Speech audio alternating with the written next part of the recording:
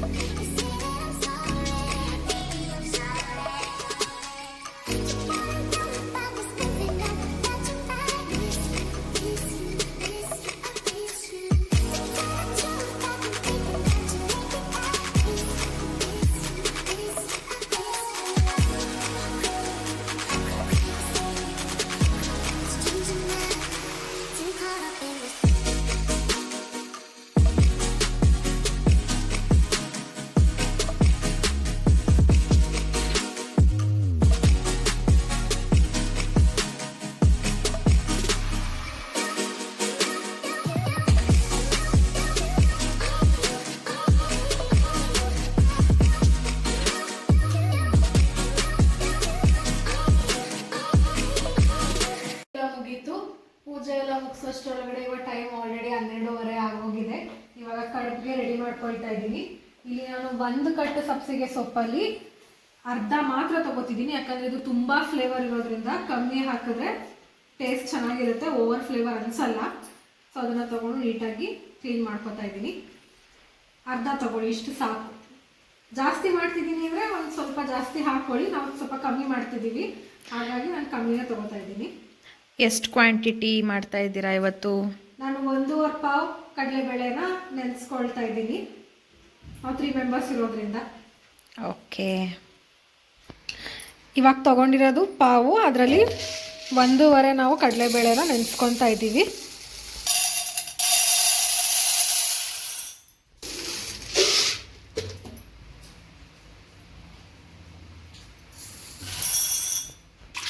ಚೆನ್ನಾಗಿ ತೊಳ್ಕೊಬೇಕು.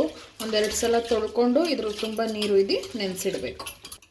ಈ ಥರ ನೀಟಾಗಿ ಕ್ಯೂಚಿ ಅದನ್ನು ಕ್ಲೀನಾಗಿ ತೊಳ್ಕೊಳ್ಬೇಕು. ಒಂದು 2-3 ಸಲ ತೊಳ್ಕೊಂಡು ಆಮೇಲೆ ತುಂಬ ನೀರು ಉಯ್ದಿಟ್ಟು ನೆನೆಸ್ಬೇಕು. ಇಲ್ಲಿ 2 ಕಪ್ ಆಗೋಷ್ಟು ನೀರು ಹಾಕ್ತಾ ಇದ್ದೀನಿ.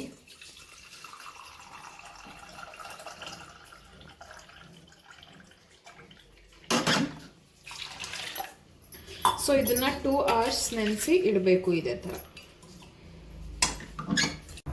ಸೊ ಹಾಯ್, ಕಡಲೆಬೇಳೆನ ನಾವು 2 hours ನೆನೆಸಿದ್ವಿ. ಅದು ಕಂಪ್ಲೀಟಾಗಿ ಇವಾಗ ನೆಂದಿದೆ. ಕಡುಬು ಮಾಡ್ಕೊಳ್ಳೋದಕ್ಕೆ ಏನೆಲ್ಲ ಐಟಮ್ಸ್ ಬೇಕು ಅದನ್ನು ನಮ್ಮ ಅಕ್ಕ ರೆಡಿ ಮಾಡ್ಕೊತಾ ಇದ್ದಾಳೆ. ಬನ್ನಿ ನೋಡೋಣ ಏನೆಲ್ಲ ಐಟಮ್ಸ್ ಅವಳು ರೆಡಿ ಮಾಡ್ಕೊತಿದ್ದಾಳೆ ಅಂತ. ಸೊ ಇಲ್ಲಿ ನಾವು 2 ಮೀಡಿಯಮ್ ಸೈಜ್ ಈರುಳ್ಳಿ ತೊಗೊಂಡಿದ್ದೀವಿ, ಅರ್ಧ ಕಾಯಿ ತೊಗೊಂಡಿದ್ದೀವಿ, ಇಲ್ಲಿ ಅರ್ಧ ಇಂಚು ಶುಂಠಿ ತೊಗೊಂಡಿದ್ದೀವಿ, ಬಿಕಾಸ್ ನಾವು ತುಂಬ ಕಡಿಮೆ ಕ್ವಾಂಟಿಟಿಗೆ ಮಾಡ್ತಿರೋದ್ರಿಂದ. ಹಾಗೆ ಸ್ವಲ್ಪ ಸಾಂಬಾರು ಸೊಪ್ಪು, ಹಾಗೆ ಸಬ್ಸಿಗೆ ಸೊಪ್ಪು, ತುಂಬ ಫ್ಲೇವರ್ ಬಂದ್ಬಿಡುತ್ತೆ ಅಂತ ನಾವು ಸ್ವಲ್ಪನೇ ತೊಗೊಂಡಿದ್ದೀವಿ. ಖಾರಕ್ಕೆ 2 ಹಸಿಮೆಣಸಿನ್ಕಾಯಿ, ಹಾಗೆ ಸ್ವಲ್ಪ ಕರಿಬೇವು ಸೊಪ್ಪು. ಸೊ ನೋಡಿದ್ರಲ್ಲ, ತುಂಬ ಕಮ್ಮಿ ಐಟಮ್ಸಲ್ಲಿ ನಾವು ರುಚಿಯಾದ ಕಡುಬನ್ನ ಮಾಡ್ಕೊಳ್ಬೋದು. ಇಲ್ಲಿ ನಾನು ಶುಂಠಿನ ಕಟ್ ಮಾಡಿ ಹಾಕೋತಾ ಇದ್ದೀನಿ, ಹಾಗೆ ನೆನೆಸಿರೋ ಕಡಲೆಬೇಳೆನೂ ಹಾಕೋತಾ ಇದ್ದೀನಿ. ಅದಕ್ಕೆ ಸ್ವಲ್ಪ ರುಚಿಗೆ ತಕ್ಕಷ್ಟು ಉಪ್ಪನ್ನ ಹಾಕೋಬೇಕು. ನೀವು ಆಮೇಲೆ ಬೇಕಂದ್ರೂ ಹಾಕೋಬೋದು ರುಚಿ ನೋಡಿಕೊಂಡು. ಇವಾಗ ನಾನು ಸ್ವಲ್ಪನೇ ಹಾಕ್ತಾ ಇದ್ದೀನಿ.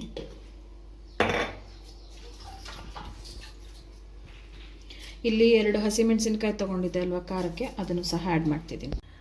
ತುಂಬ ನೈಸ್ಗೂ ರುಬ್ಕೋಬಾರ್ದು, ತುಂಬ ತರ್ತರಿಗೂ ರುಬ್ಕೋಬಾರ್ದು. ಸ್ವಲ್ಪ ಸ್ವಲ್ಪನೇ ನೀರು ಹಾಕಿ ಇದನ್ನು ರುಬ್ಕೊಳ್ಬೇಕು.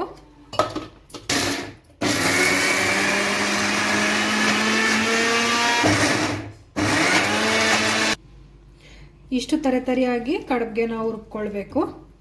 ಸೊ ಇವಾಗ ಇದನ್ನು ಅದೇ ಥರ ರುಬ್ಕೊಂಡು ಅದಕ್ಕೆ ನಮ್ಮ ಅಕ್ಕ ಹೇಳಿರೋಂಥ ಅಷ್ಟು ಇಂಗ್ರೀಡಿಯೆಂಟ್ಸ್ನ ಆ್ಯಡ್ ಮಾಡಿದ್ರೆ ಸ್ಟಫಿಂಗ್ ರೆಡಿ ಆಗುತ್ತೆ.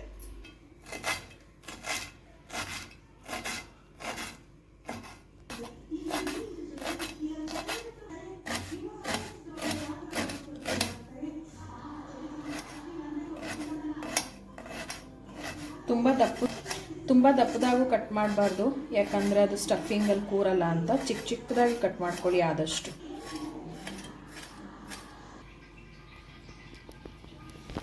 ಸೊ ಕಟ್ ಮಾಡಿರೋಂಥ ಸೊಪ್ಪುಗಳನ್ನೆಲ್ಲ ಇಲ್ಲಿ ಹಾಕೋಬೇಕು. ನಾನಿಲ್ಲಿ ಕರ್ಬೇವಿನ ಸೊಪ್ಪನ್ನು ಚಿಕ್ಕದಾಗಿ ಕಟ್ ಮಾಡ್ಕೊಂಡಿದ್ದೀನಿ. ಇಲ್ಲಿ ಕಾಯಿನ ನಾನು ಚಿಕ್ಕದಾಗಿ ಪೀಸ್ ಮಾಡ್ಕೊಳ್ಳೋಕೆ ತಗೊಳ್ತಾ ಇದ್ದೀನಿ. ನೀವೀಗ ಬೇಕಂದರೆ ತುರಿದು ಸಹ ಹಾಕೋಬೋದು. ನಿಮಗೆ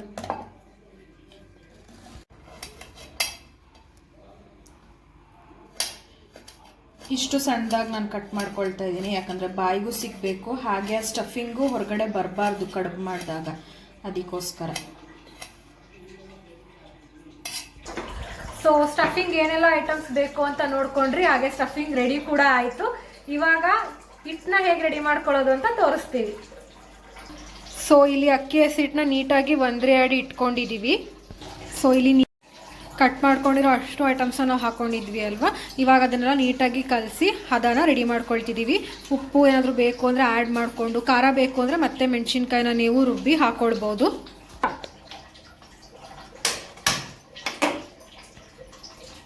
ಸೊ ಇಲ್ಲಿ ನಾನು ಎಷ್ಟು ಸ್ಟಫಿಂಗ್ಗೆ ಇಟ್ಟಬೇಕೋ ಅದಕ್ಕೆ ತಕ್ಕಂಗೆ ನೀರನ್ನ ಇಟ್ಕೊಂಡಿದ್ದೀನಿ. ಇದು ಚೆನ್ನಾಗಿ ಕುದಿಬೇಕು. ಅದಕ್ಕೆ ನಾನು ರುಚಿಗೆ ತಕ್ಕಷ್ಟು ಉಪ್ಪನ್ನ ಹಾಕ್ಕೊಳ್ತೀನಿ, ಯಾಕಂದರೆ ಹಿಟ್ಟೂ ಸಹ ಟೇಸ್ಟಿಯಾಗಿರ್ಬೇಕಲ್ವ ನೀವು ತಿನ್ನುವಾಗ. ಬರೀ ಸ್ಟಫಿಂಗ್ ಮಾತ್ರ ಉಪ್ಪು ಖಾರ ಎಲ್ಲ ಹಿಡಿದ್ಬಿಟ್ರೆ ಔಟ್ಸೈಡ್ ಲೇಯರು ಸಹ ಅಷ್ಟೇ ರುಚಿಯಾಗಿರಬೇಕು. ಇಲ್ಲಿ ಒಂದು ಸ್ವಲ್ಪ ನಾನು ತುಪ್ಪನ ಹಾಕೋತಾ ಇದ್ದೀನಿ. ಈ ನೀರು ತುಂಬ ಚೆನ್ನಾಗಿ ಕುದಿಬೇಕು, ಆವಾಗ ಈ ಅಕ್ಕಿ ಹಸಿಟ್ಟನ್ನ ಅಲ್ಲಿಗೆ ಹಾಕೊಳ್ಳೋಕ್ಕೆ ಸರಿಯಾಗುತ್ತೆ. ಇದು ಮುದ್ದೆ ಥರ ತಿರುಗಬೇಕು. ನಿಮಗೆ ತೋರಿಸ್ಕೊಡ್ತೀನಿ ಹೆಂಗೆ ಮಾಡೋದು ಅಂತ. ನೀರು ಕುದಿಲಿ ಸ್ವಲ್ಪ.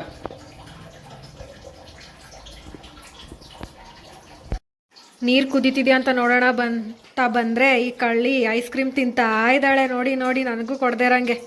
ನಂಗೆ ಬೇಡಪ್ಪ, ನಂಗೆ ಬ್ಲ್ಯಾಂಕ್ ಕರೆಂಟ್ ಇಷ್ಟ ಇಲ್ಲ. ಇಲ್ಲಿ ನೀರು ತುಂಬ ಚೆನ್ನಾಗಿ ಕುದೀತಾ ಇದೆ. ಸೊ ಮೀಡಿಯಮ್ ಫ್ಲೇಮಲ್ಲಿ ಇಟ್ಕೊಂಡು ಬೇಯಿಸ್ಬೇಕಾಗುತ್ತೆ ಹಿಟ್ಟನ್ನ. ನಾನಿಲ್ಲಿ ಬೌಲಲ್ಲಿ ಹಾಕೋತಾ ಇದ್ದೀನಿ ಅಕ್ಕಿ ಹಸಿಟ್ಟನ್ನ, ಬಿಕಾಸ್ ಗಂಟು ಬರ್ದೇ ಇರೋ ಥರ ನೀವು ಅದನ್ನು ಚೆನ್ನಾಗಿ ಮುದ್ದೆ ಥರ ನಾದ್ಕೋಬೇಕು. ಚೆನ್ನಾಗಿ ಮಿಕ್ಸ್ ಮಾಡ್ಕೋಬೇಕು. ನೋಡ್ಕೊಳ್ಳಿ, ನಿಮಗೆ ಗೊತ್ತಾಗುತ್ತೆ ಎಷ್ಟು ನೀರು ತೊಗೊಂಡಿದ್ದೀರಾ, ಅದಕ್ಕೆ ಎಷ್ಟು ಅಕ್ಕಿ ಹಸಿಟ್ಟು ಹಾಕೋಬೇಕು ಅಂತ ನಿಮಗೆ ಗೊತ್ತಾಗುತ್ತೆ.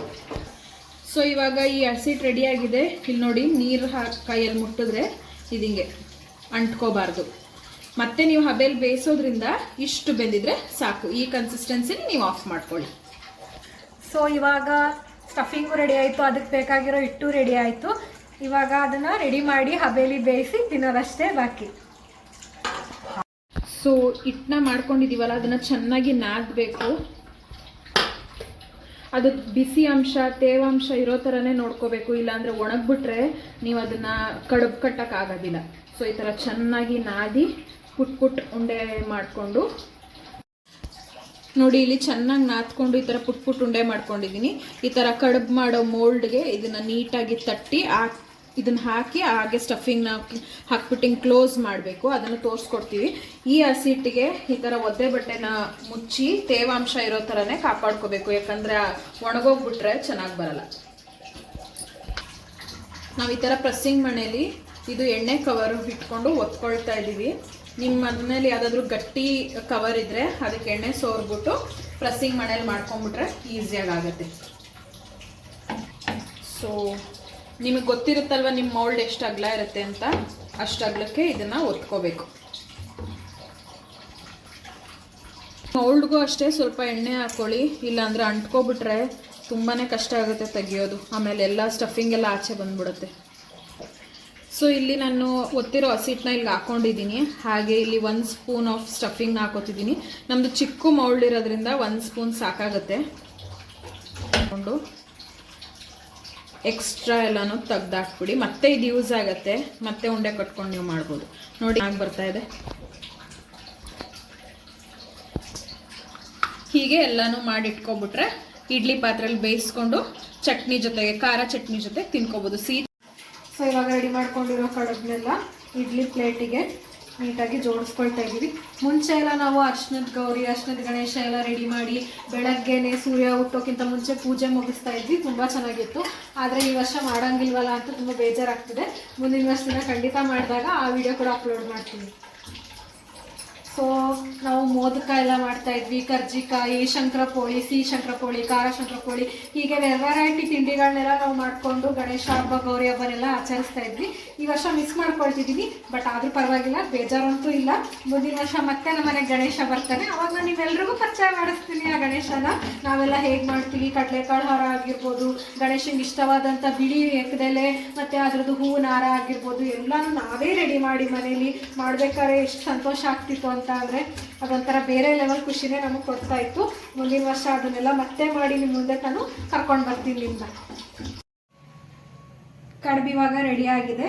ಇದನ್ನು ನಾವು ಬೇಯಕ್ಕೆ ಇಡ್ತಾ ಇದ್ದೀವಿ. ಮಿಕ್ಕಿರೋ ಸ್ಟಫಲ್ಲಿ ನಾನಿಲ್ಲಿ ರೆಡಿ ಮಾಡ್ಕೊಂಡಿದ್ದೀನಿ ನುಚ್ಚಬೇಳೆ ಉಂಡೆ. ಇಲ್ಲಿ 6 ನುಚ್ಚಬೇಳೆ ಉಂಡೆ ಆಗುತ್ತೆ. ಸೊ 3 ಜನ ಇದ್ದೀವಿ, 2 ಶೇರ್ ಮಾಡ್ಕೊಂಡು ತಿನ್ಕೊಬಿಡೋಣ. ಸೊ ಇದೆಷ್ಟು ನಿಮಿಷ ಬೇಯಬೇಕು ಅನ್ನೋ? ಇದು 20 ಮಿನಿಟ್ಸ್ ಬೇಯಬೇಕು. 20 ಮಿನಿಟ್ಸ್ ಸ್ಟೀಮಲ್ಲಿ ನೀಟಾಗಿ ಇದು ಬೆಂದರೆ ತುಂಬಾ ಚೆನ್ನಾಗಿ ಬರುತ್ತೆ. ಸೊ ಲೋ ಫ್ಲೇಮಲ್ಲಿ ಬೇಯಿಸ್ಬೇಕು ಇದನ್ನು, ಸ್ವಲ್ಪ ತುಂಬ ಉರಿ ಕೊಡಬೇಡಿ. ಸೊ ನಾನಿಲ್ಲಿ ಚಟ್ನಿ ಮಾಡಿ ರೆಡಿ ಮಾಡಿಟ್ಟಿದ್ದೀನಿ. ಸೊ ಯೂಶ್ವಲಿ ಇದಕ್ಕೆ ತೆಳ್ಳಗಿದ್ರೇ ಚೆಂದ. ನಿಮಗೆ ಎಷ್ಟು ಬೇಕೋ ಅಷ್ಟು ನೀರು ಹಾಕ್ಕೊಂಡು ಯೂಸ್ ಮಾಡ್ಬೋದು. ಸೊ ಫೈನಲಿ ಆಗಿದೆ. 20 ಮಿನಿಟ್ಸ್ ಸ್ಟೀಮಲ್ಲಿ ನೀಟಾಗಿ ಬೆಂದ ಮೇಲೆ ನೋಡಿ, ಫಸ್ಟ್ ಪ್ಲೇಟ್ ನಾನು ಮುಂಚೆನೂ ಇಟ್ಟಿದ್ದೆ, ತುಂಬ ಚೆನ್ನಾಗಿ ಬಾಯ್ಲ್ ಆಗಿದೆ. ಆ್ಯಂಡ್ ಸೆಕೆಂಡ್ ಪ್ಲೇಟ್ ನಮ್ಮ ಕಡುಬು ನೋಡಿ ಎಷ್ಟು ಚೆನ್ನಾಗಿ ಕಾಣಿಸ್ತಿದೆ. ಸೊ ಸ್ವಲ್ಪ ನೀರು ಕೈ ಮಾಡ್ಕೊಂಡು ಎತ್ಕೊಳ್ಳಿ, ತುಂಬ ಬಿಸಿ ಇದೆ. ಫೈನಲಿ ಕಡುಬು ರೆಡಿ ಆಗಿದೆ. ನಾನು ಅನ್ಕೋತೀನಿ ನಮ್ಮ ವಿಡಿಯೋ ನಿಮಗೆಲ್ಲ ಇಷ್ಟ ಆಗಿದೆ ಅಂತ. ಸಬ್ಸ್ಕ್ರೈಬ್ ಮಾಡಿ, ಲೈಕ್ ಮಾಡಿ, ಕಮೆಂಟ್ ಮಾಡಿ. Thank you.